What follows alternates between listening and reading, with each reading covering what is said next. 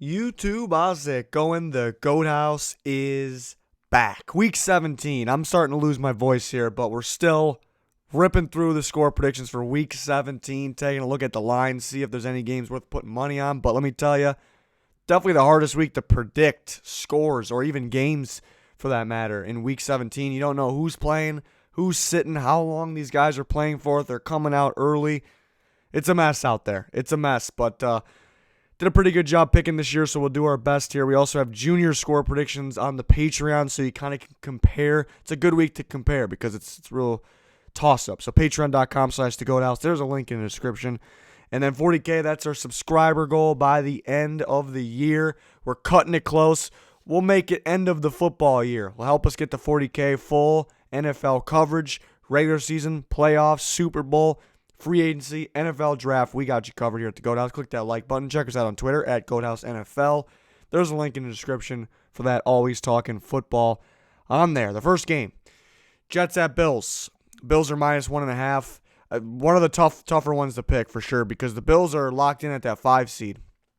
They're locked up, but we really don't know the thinking of that organization. I was going to say just the head coach and Sean McDermott, but we don't know, their philosophy. Some teams, don't want to get rusty. Some, they don't want to get their players rusty. They don't want to go into the playoffs with a losing attitude. And I understand that. But some guys, we see all these injuries starting to pile up at the end of the season here. Some crucial ones, even guys getting minor injuries. Tough for them to come back recently. So you also don't want that to happen. It's a very tough position to be in. I think we're going to see the Bills starters. It's just a bold prediction or a prediction here.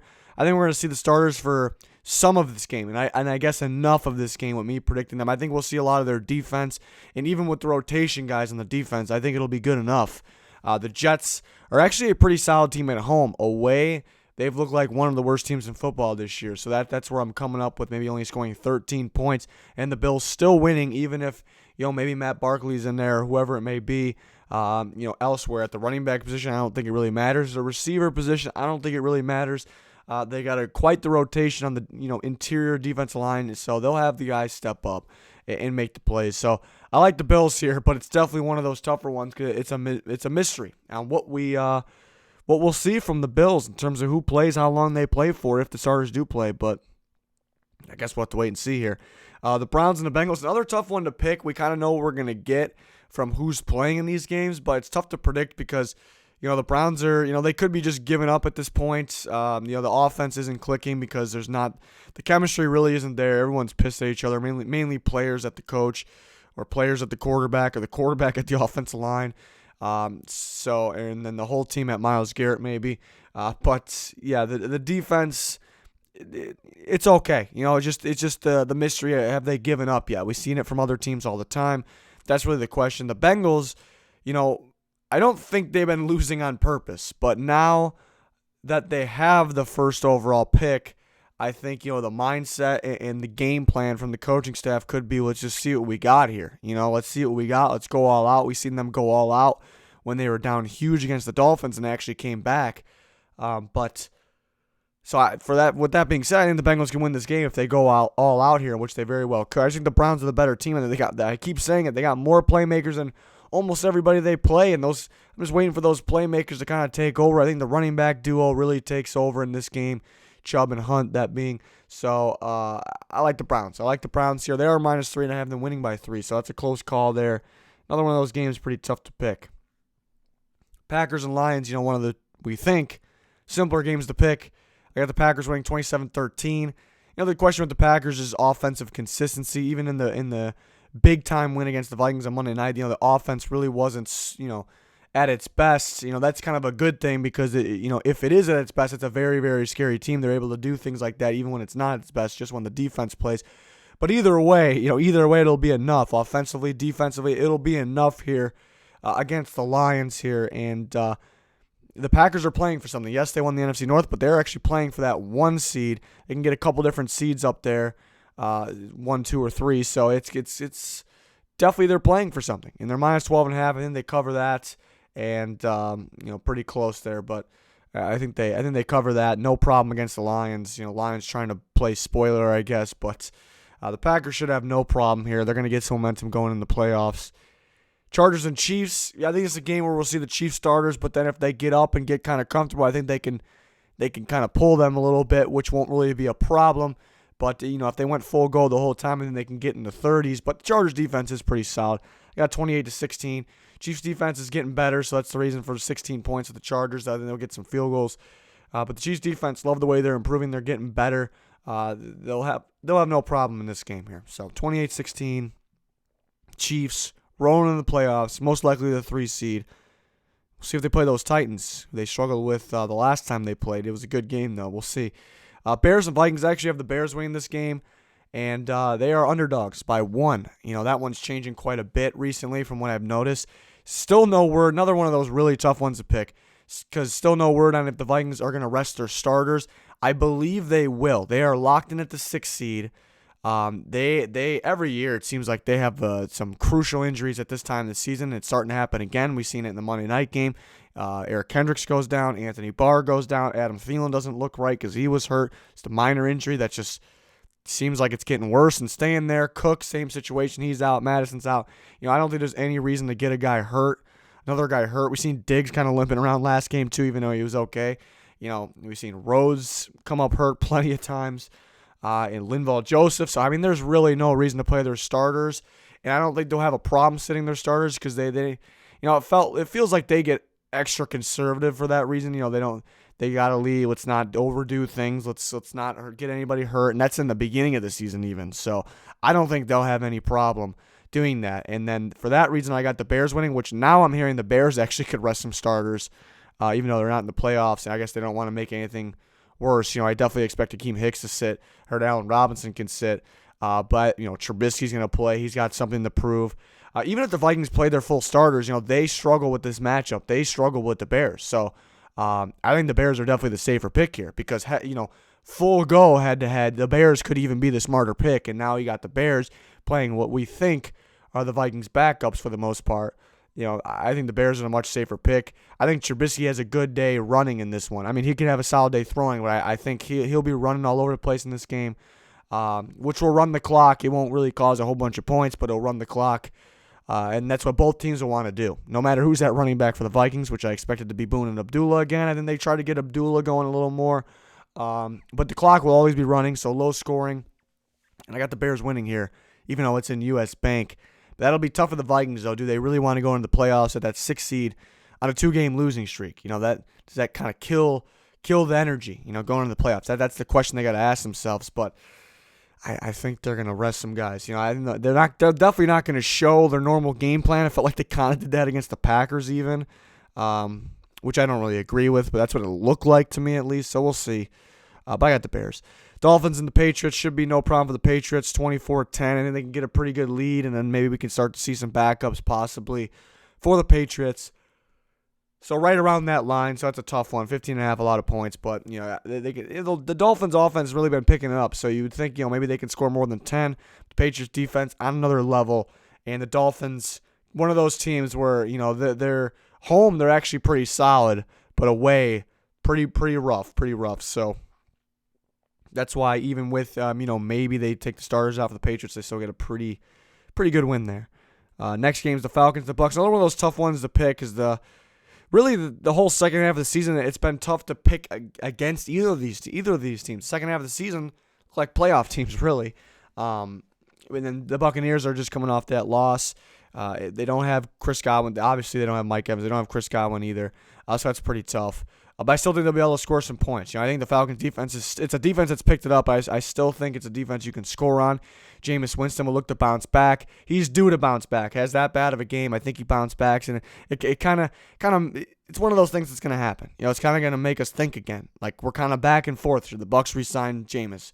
Should they go somewhere else? Should they re-sign? It's kind of back and forth. Winston's got something to prove here. Then they do that. They didn't really agree with their play calling in the Texans game at the times. It felt like they got a little conservative at times, kind of settling for field goals, playing it safe maybe because Winston was throwing picks. I haven't really seen that from their play calling all year. I think they kind of go back to normal in this game, which is a good thing. Perriman, I think, has a pretty good game. Falcons, they'll get some offense going. The game could go either way. The Falcons have been great second half of the season just in Tampa, and they just get enough offense there, and they win the game. But actually, even though it means nothing, it should be a pretty interesting game, actually. The Saints and the Panthers. Saints will have no problem. They're playing for a couple of the top seeds. Hoping they don't end up with the 3 seed to play my Vikings, because that would not be good for the Vikings going to New Orleans. But that's what it looks like it might happen. So 34-16 Saints. They could start to pull some starters if it gets to a certain point. So that could happen, but still a pretty good lead there, minus 13 for the Saints. Panthers, I think, could continue to struggle, could continue to turn the ball over. Redskins, Cowboys, 28-23. I think Keenum makes the Redskins better right now. So that's kind of the bad thing for the Cowboys, that Haskins is going to sit. It's smart that they put in Haskins at some point, develop the rookie, have him learn, have him play. It's smart.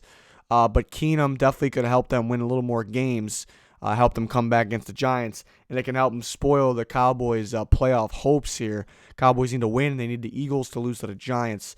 But I still have the Cowboys winning. They're at home. If this game was in Washington, I'd be picking the Redskins here.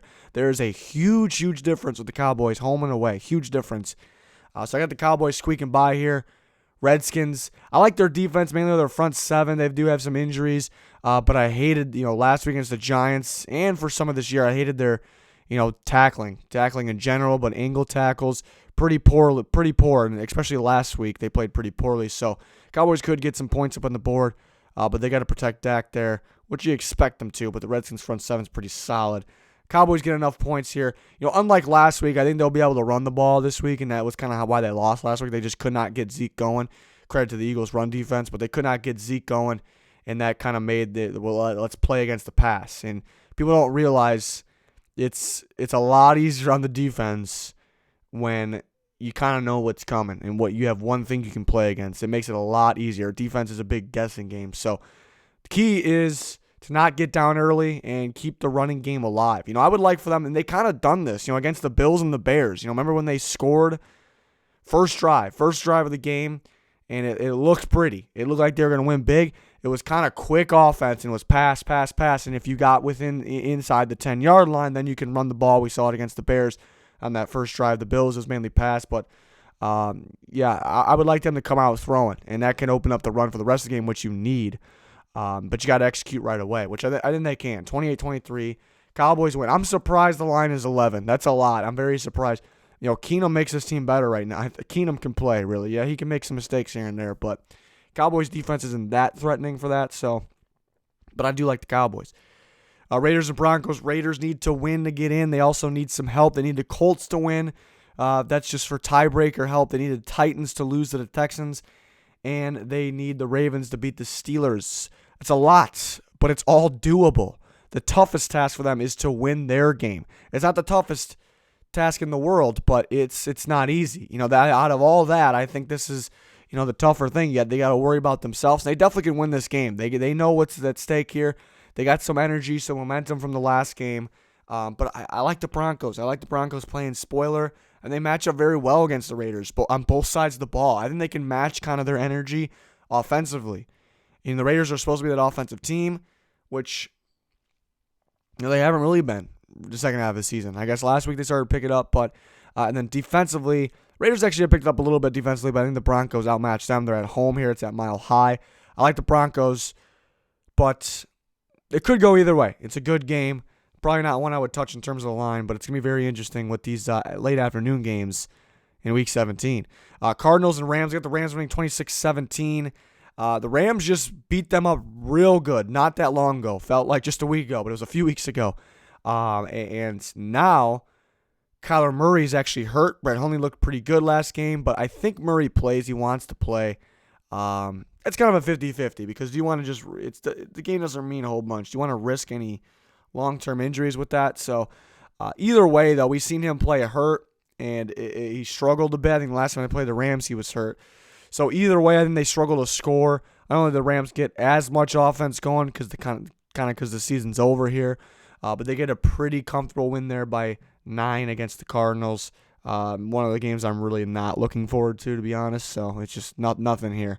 Eagles and the Giants. I actually have the Giants winning this game. I'm surprised it's up to 4.5. Giants are 4.5 underdogs. I figured they would be, but I figured it'd be like 2.5, 3. I know it's not that much of a difference, but it feels like it. I like the Giants in this one. I'm aware that I'm going upset here. I'm aware. But I like the matchup for the Giants here. The Eagles have been pretty good in the past. The main reason it's hard for me to go against the Eagles is because what they've done in the past in these kind of crucial situations, and they've executed in these situations. End of the year, they've always got the game plan right. So that's like the tough part. They do have way more injuries than they used to. Wentz is starting to pick it up, but he hasn't played as good as maybe he did a couple years ago. But yeah, the injuries are kind of the main thing. But you look at the matchup too. The Eagles have been struggling to score on teams. The game plan was great against the Cowboys. They executed well. It was a crucial win. Credit to them. It was great, but at the same time, it kind of felt like they should have had more offense going with the game plan, working in their advantage. I know they really were in favor of running the clock, and it worked out, so that could be the reason as the game went on. But it just seems like they kind of struggle to score on pretty much anybody. I'm not like score at all. I mean, I know they can put up points, but I mean score enough points here in a game like this where the Giants are heating up on offense. Daniel Jones coming off his best game of his rookie year here. Saquon's really getting going. So the Giants will score.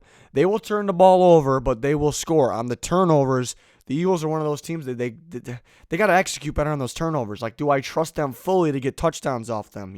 I really they should be able to, but I don't fully trust them, and that could be the difference in this game. And because the Giants will score, they could match up well because we saw them pretty much shut down Zeke, and then they forced the Cowboys to have to throw, and they can play the pass. That could be the similar situation here. Saquon, I think, is on another level, and he's playing a really good ball right now. So that could fear the Eagles enough where they can't really play one. They're gonna have to score. The Giants defense, you can score on that defense. We saw Keenum when he came in, he got rolling.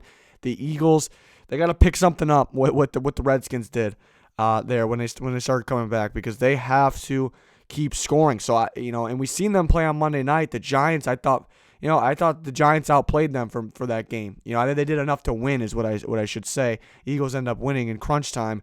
But now you get Daniel Jones in there, and now you're at home too. It's a tough matchup for the Eagles. It's not easy. So I got the Giants. Here, and they're getting 4.5 points. Pretty appealing there.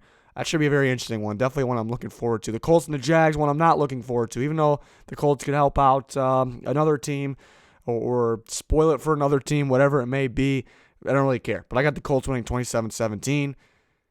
Pretty comfortable win. They're -4. Kind of like that -4. Wish it was 3, but I kind of like that -4 as well. But yeah, not the most exciting game. I got the Ravens winning by 1 point. It's another tough one to predict because we know a lot of the offense is going to sit out for the Ravens. We know RG3 is going to get a go.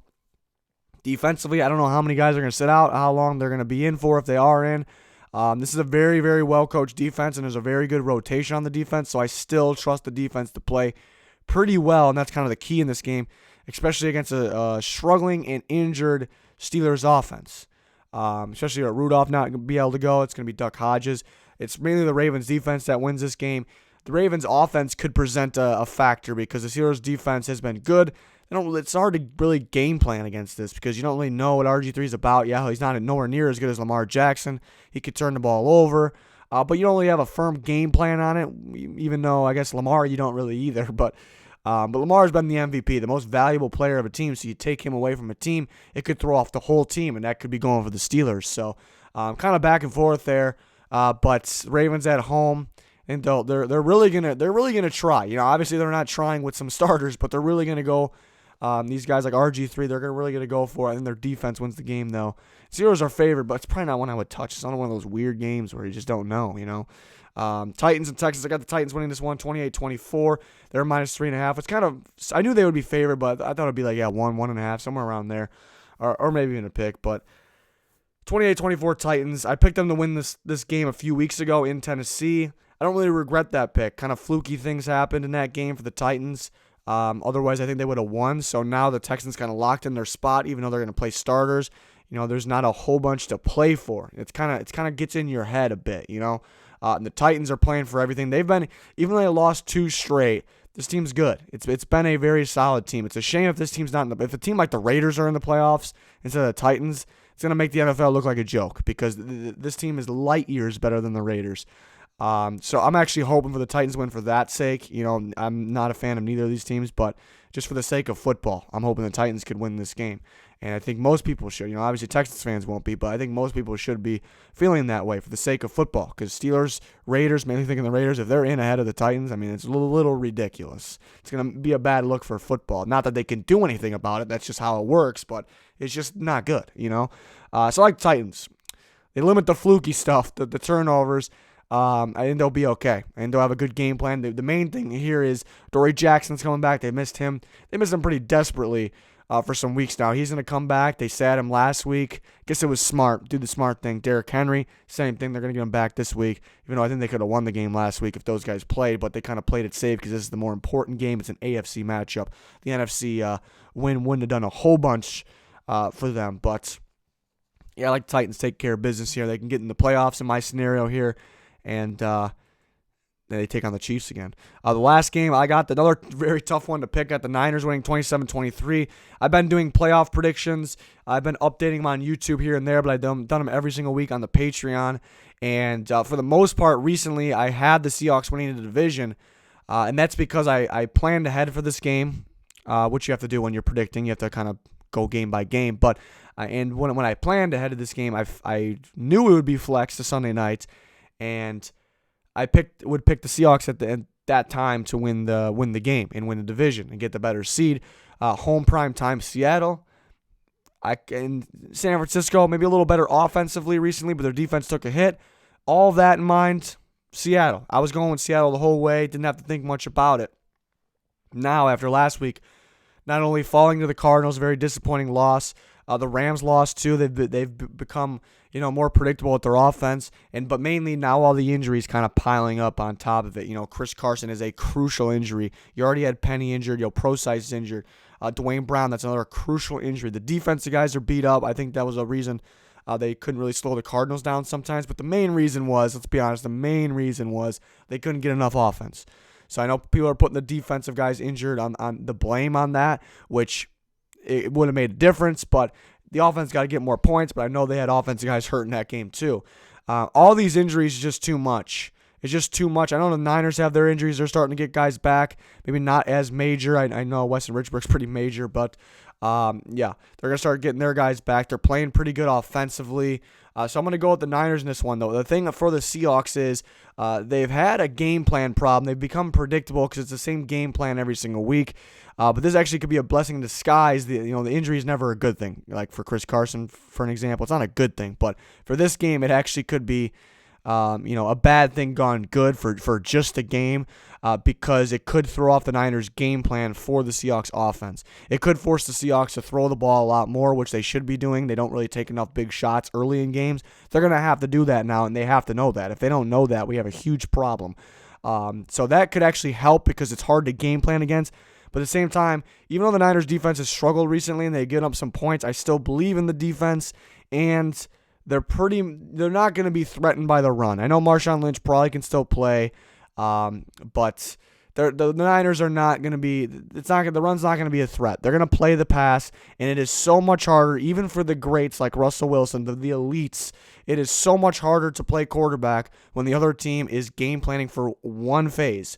The pass. When they know it's a pass. It is the hardest thing in football. That's why the quarterback's the most important thing in football. So I'm going to stick with the Niners. Everything's pointing towards the Niners except for mainly the primetime Seahawks at home. They don't lose in that situation, so it's very tough. I'm going to go with the Niners winning the division. That means they lock up the 1 seed, but things can definitely shift. The Seahawks win this game. Looking at this Packers and the Saints, who should have locked wins this week. So that should be they're looking at this game pretty closely. I think both those teams, the Saints and the Packers, want the home field advantage. It's obvious. It goes without saying, but I think they need it.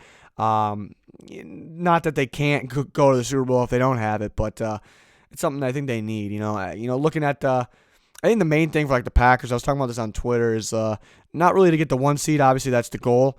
But to have a better seed than the Niners I think is crucial for the Packers, because if they met up, if the Packers-Niners met up, we saw what happened last time. The Niners, it was a domination game there for the Niners, and that was in San Francisco. If that's in the freezing cold in Lambeau, I think it's a different story. I think it's but back in San Francisco, it's not good. It's not a good matchup for the Packers. I think that's why that game looked the way it was. They're obviously closer in talent level, but I think it's a bad matchup for them. But as soon as it goes to Lambeau, it changes things. Their worst matchup in the playoff, it changes things. So in the Saints Niners, I don't really think it matters who's home, who's away. I think it's just who shows up on that day. I really think that. So that's why it's very interesting with these seedings. So we'll see what we get this week. I'm going to go over our full playoff predictions next week. Can't wait for that. Can't wait. Monday, I'll do a video that I did last year. I rank all the playoff teams. Rank them all 1 to 12, 12 to 1. We'll go backwards probably and talk about how each team can win the Super Bowl and how they can't win the Super Bowl. I'm really looking forward to doing that video. Really enjoyed it last year. One of my favorite videos. So can't wait for the playoffs. We got you covered for that, for the Super Bowl in the offseason. Full coverage. Please subscribe. Click that like button. Thank you for watching this video. Goodbye.